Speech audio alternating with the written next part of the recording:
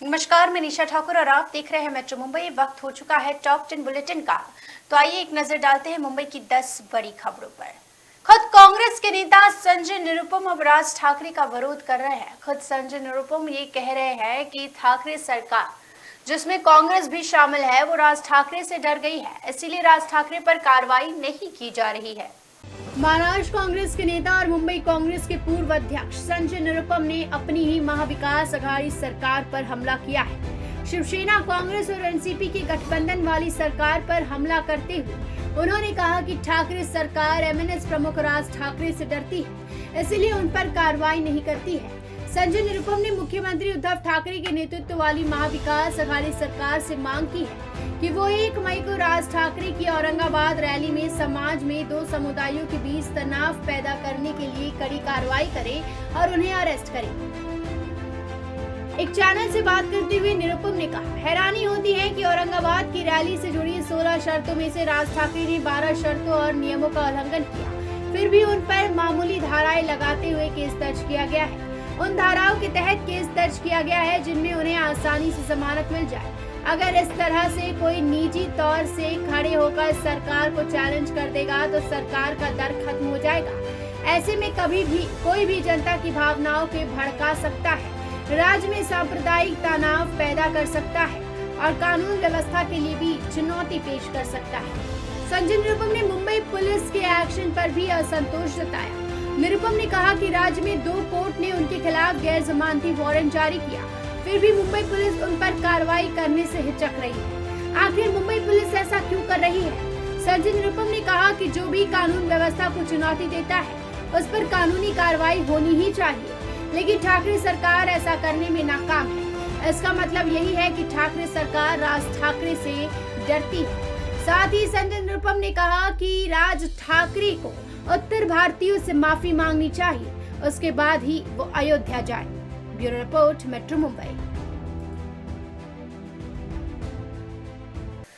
तो बॉलीवुड अभिनेता जो कि गरीबों के मसीहा माने जाते हैं, लाउडस्पीकर और अजान विवाद के बीच सोनू सूद का बड़ा बयान सामने आया है। पता नहीं इस कहने लायक हूँ या नहीं हूँ, या मुझे कहना चाहिए या नहीं कहना चाहिए, मैं लेकिन वही बात बोलता हूँ कि जब आप धर्म और जाति से उठ के इंसानियत की बात करेंगे तब आपको लाउड स्पीकर में चाहे अजान हो, चाहे हनुमान चालीसा हो या कोई भी हो, नहीं पता चलेगा। आपको सिर्फ इंसानियत की आवाज़ सुनाई देगी और वही आवाज़ हमेशा आनी चाहिए।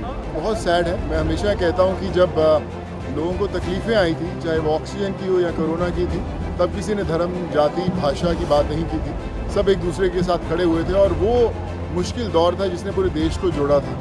और मुझे लगता है कि वो ऐसा बॉन्ड था, ऐसा एक रिश्ता जुड़ा था सब धर्मों में, जातियों में, जो कभी नहीं टूटना चाहिए। और मैं सब लोगों से गुजारिश करूँगा कि समय वो है कि हम आने वाली जनरेशन को एक ऐसा मैसेज दें कि हर धर्म जात से उठकर दूसरों की मदद करें, और आई थिंक उससे बड़ी खुशी कोई नहीं हो सकती।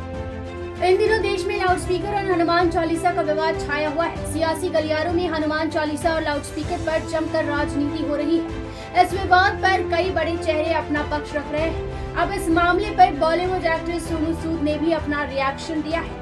उन्होंने इस विवाद पर अपना बयान जारी कर लोगों से शांति की अपील की है। सोनू सूद ने सभी के साथ रहने की अपील की है। पुणे स्थित G2 कनेक्ट 2022 समिट को संबोधित करते हुए सोनू सूद ने अपनी बात रखते हुए कोरोना काल का जिक्र किया। एक्टर ने कहा, लाउडस्पीकर और हनुमान चालीसा विवाद को देखकर बहुत दुख हो रहा है। जिस तरह से लोग अब एक दूसरे के खिलाफ खड़े होकर जहर उगल रहे हैं, उसे देखकर दिल टूट जाता है। पिछले 2.5 सालों से हम सब मिलकर कोरोना वायरस के खिलाफ जंग लड़ रहे हैं। उन्होंने आगे कहा, इस कोरोना महामारी के समय में राजनीतिक दलों ने भी कंधों से कंधा मिलाकर इसका सामना किया है। पहली और दूसरी दोनों लहर में जब सभी कोरोना के मरीज ऑक्सीजन के लिए जंग लड़ रहे थे तो किसी ने भी धर्म की परवाह नहीं की। कोरोना के खतरे को देखते हुए हमारा पूरा देश एक साथ आया। धर्म से परे हमारे अटूट संबंध बंधे थे और हमने सामने से आकर एक दूसरे का साथ दिया। सोनू सूद ने सभी राजनीतिक दलों से अपील करते हुए कहा कि ये वो समय है जब हमें बेहतर भारत के लिए साथ आना चाहिए। हमें धर्म और जाति की सीमाओं से बाहर आना होगा ताकि हम मानवीय आधार पर अपना योगदान दे सके। अगर हम धर्म से परे एक साथ खड़े होते हैं तो लाउडस्पीकर विवाद अपने आप खत्म हो जाएगा। समाज में भाईचारा की गूंज होगी। बता दें कि लाउडस्पीकर और हनुमान चालीसा विवाद पर सोनू सूद ने पहली बार प्रतिक्रिया दी है। Bureau report, metro Mumbai. तो मुंबई पुलिस एक्शन में आते हुए नजर आ रही है। मुंबई के 2 मस्जिदों पर आज कार्रवाई की गई है। मुंबई के 2 मस्जिदों के ट्रस्टियों के खिलाफ मामला दर्ज किया गया है। लाउडस्पीकर के डेसिबल के नियम का पालन न करने को लेकर ये मामला दर्ज किया गया है। बैंड्रा की नूरानी मस्जिद और सेंटा क्रूज के लिंक रोड पर मौजूद कब्रिस्तान मस्जिद के ट्रस्टियों के खिलाफ मामला दर्ज हुआ। मुंबई पुलिस ने ये कार्रवाई की है। आईपीसी की धारा 188 और महाराष्ट्र पुलिस अधिनियम की धारा के तहत केस दर्ज किया गया है। इनके अलावा ध्वनि पाबंदी 1951 से जुड़ी धारा के तहत भी मामला दर्ज किया गया है। इन दोनों मस्जिदों के ट्रस्ट पर आरोप है कि इन्होंने सर्वोच्च न्यायालय के आदेश का उल्लंघन किया।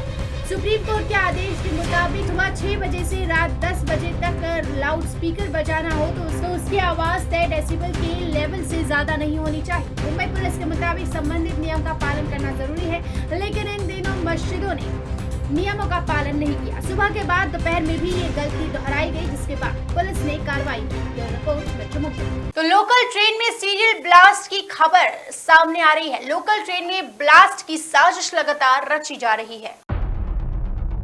हरियाणा में पकड़े गए खालिस्तानी आतंकी संगठन बब्बर खालसा का नांदेड़ कनेक्शन का खुलासा होते ही एक के बाद एक नई जानकारियां सामने आ रही है। पाकिस्तान में रहकर अपने कामों को अंजाम देने वाला आतंकी हरविंदर सिंह रिंदा नांदेड़ में मौजूद स्लीपर सेल को एक्टिव कर एक बड़ी साजिश को अंजाम देना चाह रहा था। सूत्रों के हवाले से खबर है कि रिंदा ने ही नांदेड़ में आरडीएक्स की बड़ी खेप भिजवाई थी। कल पुलिस अधीक्षक ने ये जानकारी दी थी कि रिंदा के लिए काम करने वाले नांदेड़ में 50 लोग मौजूद थे। क्या रिंदा स्लीपर सेल की मदद से मुंबई लोकल ट्रेन में सीरियल ब्लास्ट करने की योजना बना रहा था? नांदेड़ में आरडीएक्स किस लिए भिजवाया गया था? करीब 5-6 महीने पहले मुंबई में इनपुट मिला था, जिसमें मुंबई में सीरियल ब्लास्ट किए जाने की आशंका जताई गई थी। ये अलर्ट हरविंदर सिंह रिंदा के संबंध में होने की बात कही जा रही है। इसीलिए नांदेड़ में जब्त की गई आरडीएक्स की खेप कहीं मुंबई लोकल ट्रेन में सीरियल ब्लास्ट के लिए तो इस्तेमाल में लाई जाने वाली नहीं थी, ये सवाल खड़ा हो रहा है। इतने बड़े पैमाने पर नांदेड़ में आरडीएक्स लाया गया और महाराष्ट्र एटीएस को इसकी भनक तक नहीं लगी, ये भी एक अहम सवाल है। कल तक पुलिस की 3 टीम ने रिंदा के नांदेड़ में मौजूद खेतों का निरीक्षण किया। उसके संपर्क में आने वाले लोगों से पूछताछ की गई और उनके घरों की तलाशी ली गई। इस तलाशी में कुछ तलवार बरामद होने की जानकारी सामने आई है। गुरुवार को हरियाणा की करनाल पुलिस ने 4 आतंकी को पकड़ा था। पूछताछ में पता चला कि वे रिंदा के कहने पर हथियारों के जखीरे के साथ महाराष्ट्र के नांदेड़ शहर में आ रहे थे, यानी महाराष्ट्र में किसी बड़ी साजिश को अंजाम दिया जाना था। Bureau report, metro Mumbai. Mumbai से रवाना होने वाली ट्रेनों में चेन पुलिंग के मामले काफी ज्यादा बढ़ गए हैं, जिससे कई ट्रेन प्रभावित हो रही है। रेल प्रशासन की बार-बार अपील के बावजूद मुंबई से छूटने वाली लंबी दूरी की ट्रेनों में चेन पुलिंग की घटनाएं बढ़ रही है। अनावश्यक चेन पुलिंग की वजह से जहां ट्रेनों का परिचालन प्रभावित हो रहा है, वहीं लोकल ट्रेनों पर भी असर पड़ रहा है। इस घटनाओं की वजह से लोकल ट्रेनें भी देरी से चल रही है। कल्याण से कसारा और पुणे लाइन पर भी ट्रेनों में अवांछित लोगों द्वारा चेन पुलिंग बढ़ रही है। ऐसी ही घटना गुरुवार को घटी जब अचानक कोई बदमाश ने चेन पुलिंग से टिटवाला खरावली के बीच कालू नदी के ब्रिज पर गोदान एक्सप्रेस खड़ी हो गई। देरी होते देख वरिष्ठ सहायक लोको पायलट सतीश कुमार को पुल पर ट्रेन के नीचे रेंगते हुए अपनी जान जोखिम में डाल अलार्म चेन को रीसेट करना पड़ा। ट्रेन को दोबारा चलाने के लिए ट्रेन के दूसरे आखिरी कोच के नॉब को रीसेट करना जरूरी था, जिसमें अलार्म की चेन खींची गई थी। विपरीत परिस्थितियों में लोको पायलट सतीश कुमार के इस कर्तव्य प्रार्थना के लिए जेल प्रशासन ने उनकी सराहना की। लोको पायलट का वीडियो भी सोशल मीडिया पर तेजी से वायरल हो रहा है। बताया गया कि 15 दिनों में अकेले मुंबई मंडल में 16 से 30 अप्रैल के दौरान अलार्म चेन पुलिंग के 197 मामले सामने आए। इसमें 166 चेन पुलिंग करने के मामले कल्याण, कसारा, कल्याण, बदलापुर, दादर थाने और पनवेल रोहा के बीच के मुंबई मंडल के आरपीएफ ने दर्ज किए। 113 व्यक्तियों से 56,000 रुपए का जुर्माना भी वसूला गया है, लेकिन फिर भी लोग बाज नहीं आ रहे हैं। विले पार्ला के LIC ऑफिस में LIC दफ्तर में आज आग लग गई और कई दस्तावेज और कंप्यूटर रूम पूरी तरीके से जलकर खाक हो गया। मुंबई के सेंटा क्रूज इलाके में LIC ऑफिस के टॉप फ्लोर में शनिवार सुबह भीषण आग लग गई। ये आग कंप्यूटर सेंटर में लगी। दमकल की 8 गाड़ियां मौके पर आग बुझाने के लिए मौजूद थी। सुबह का वक्त होने के कारण ऑफिस में सिक्योरिटी स्टाफ के अलावा कोई नहीं था। सभी को समय पर LIC ऑफिस से बाहर निकाल लिया गया। फायर ब्रिगेड के मुताबिक ये लेवल 2 की आग थी। 2 मंजिला इस इमारत के 2nd फ्लोर पर लगी आग के बाद फायर फाइटिंग ऑपरेशन जारी था। किसी के घायल या हताहत होने की खबर नहीं आई। इस अग्निकांड में कंप्यूटर रूम पूरी तरीके से तबाह हो गया है और इसमें रखे सारे डॉक्यूमेंट्स भी जलकर खाक हो गए। आग के पीछे शॉर्ट सर्किट को वजह बताया जा रहा है। LIC की ओर से जारी बयान में कहा गया है कि आग बिजली के तारों, इंस्टॉलेशन, कंप्यूटर, फाइल रिकॉर्ड, लकड़ी के फर्नीचर तक ही सीमित है। Bureau report, metro Mumbai.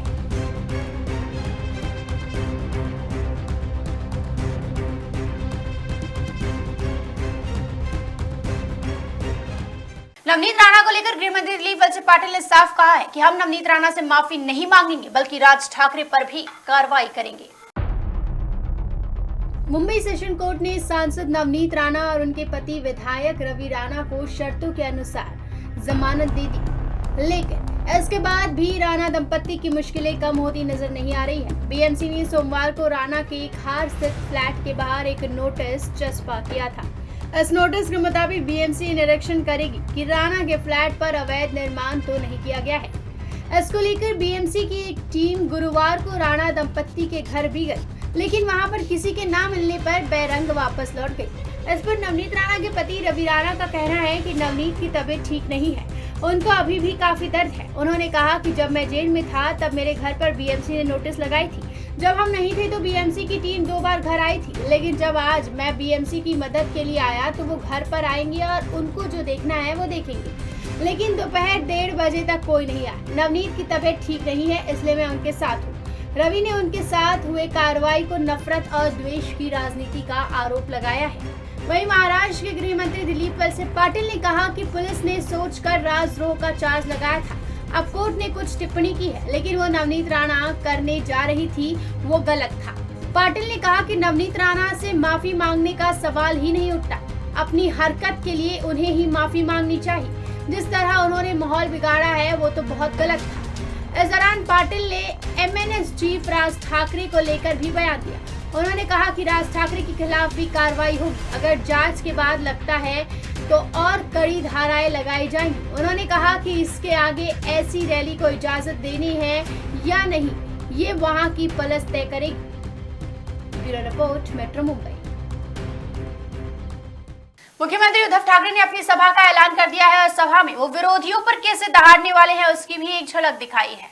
मी माझा उत्साह वाढवायला चाललेला आहे, कारण दमदार वाटचाल चालली असताना मला सुद्धा जरा हुरूप येतो, मला सुद्धा हुरूप होतो।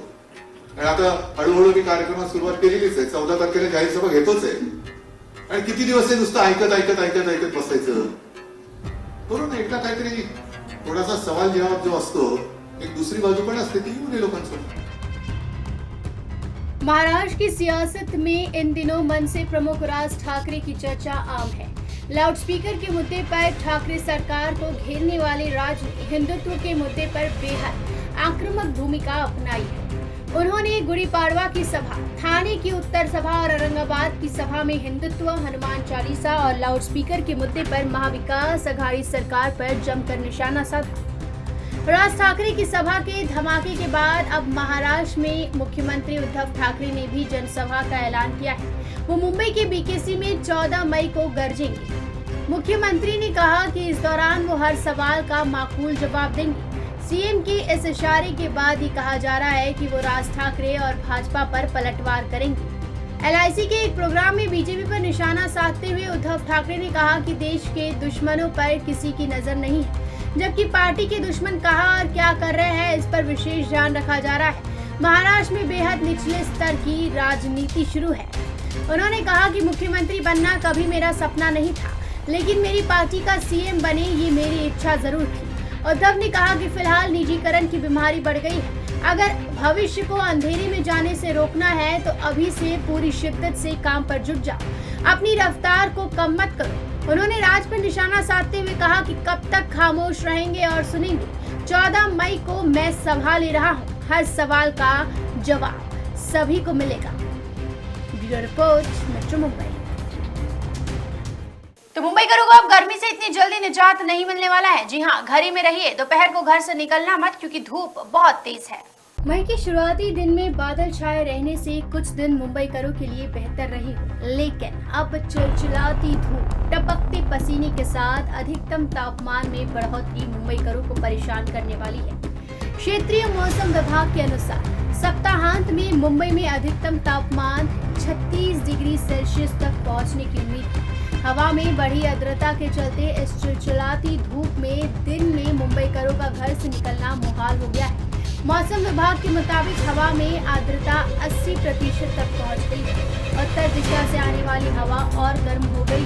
गर्म हवाओं का रुख बरकरार रहने के कारण मुंबई कर दिन के समय पसीने से तरबतर नजर आ रहे हैं। मौसम वैज्ञानिकों का कहना है कि अधिकतम तापमान जो अप्रैल के अंत में 34 डिग्री सेल्सियस तक गिर गया था, अब 2 से 3 डिग्री तक बढ़ने की उम्मीद है। शुक्रवार को कोलाबा मौसम विज्ञान केंद्र में अधिकतम तापमान 33.6 डिग्री जबकि न्यूनतम तापमान 27.6 डिग्री दर्ज किया गया। वहीं सेंटा क्रूज वेदर ब्यूरो में अधिकतम तापमान 34.2 डिग्री और न्यूनतम तापमान 26.7 डिग्री सेल्सियस दर्ज किया गया है। मौसम वैज्ञानिक दिनेश मिश्रा के अनुसार आने वाले दिनों में तापमान में और वृद्धि हो सकती है। क्षेत्रीय मौसम विभाग के मुताबिक आमतौर पर मई में अधिकतम तापमान 34 से 35 और न्यूनतम तापमान 26 डिग्री तक रहता है। इस बार इसके पार होने की आशंका जताई जा रही है। दिनेश मिश्रा ने बताया कि आगामी 1 से 2 दिन में अंडमान निकोबार द्वीप समूह में एक साइक्लोन बन रहा है। गर्मी के चलते बिजली की डिमांड भी बढ़ गई है। कपिल शर्मा शो पर नई मुसीबत, बिजली संकट के चलते बंद हो सकता है कपिल शर्मा शो।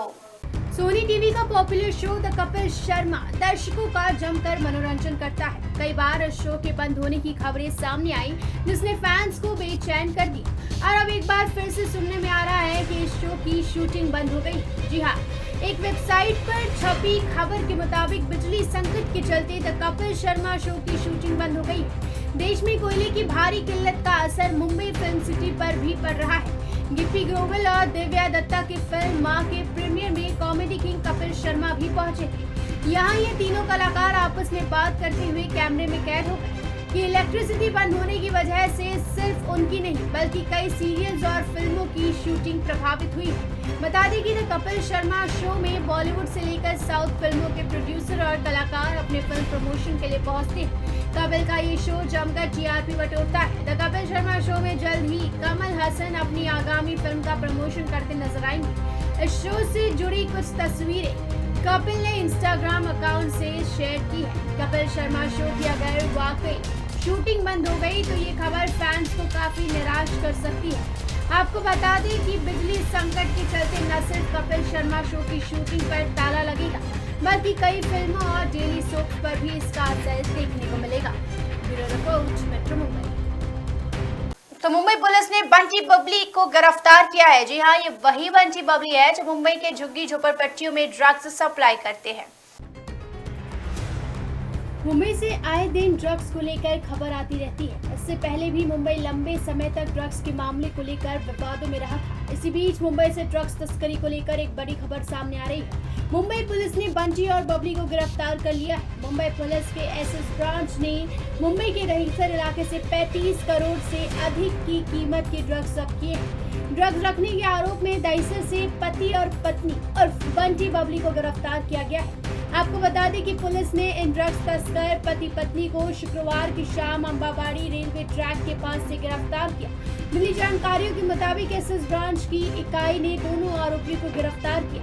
पुलिस मामले की जांच में लगी है। पुलिस से मिली जानकारी के मुताबिक आरोपी महिला के पास से कम 295 ग्राम हेरोइन बरामद की गई। आपको बता दें कि इसकी कीमत लगभग 35 से 40 लाख रुपए के बीच बताई जा रही है।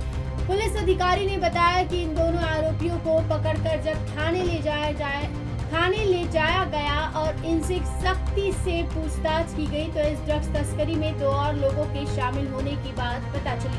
एंटी नारकोटिक्स सेल के अधिकारी विशाल राउत ने बताया कि गिरफ्तार आरोपी को 11 मई तक के लिए पुलिस हिरासत में भेजा गया है। Bureau report, metro Mumbai. ये थी मुंबई की 10 बड़ी खबरें और आप देख रहे थे टॉप 10 बुलेटिन। रोज रात मेरे साथ देखिए मुंबई की टॉप 10 बुलेटिन मेट्रो मुंबई पर। धन्यवाद।